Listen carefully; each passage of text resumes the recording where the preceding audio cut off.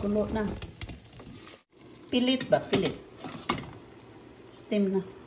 Steam natin. For 20 minutes kasi binabad ko na sa tubig for 3 hours. Tidoki. Luto na. Inano ko na. Kasi hindi siya lata. Magpainit ako ng coconut milk. Wait a minute. Sa 3 cups na sweet rice na niluto ko, 2 ang gamitin ko na isang coconut cream and isang coconut milk. So 2 coconut milk and coconut cream. Lagyan natin ng 1 cup sugar. Nilagyan ko ng luya.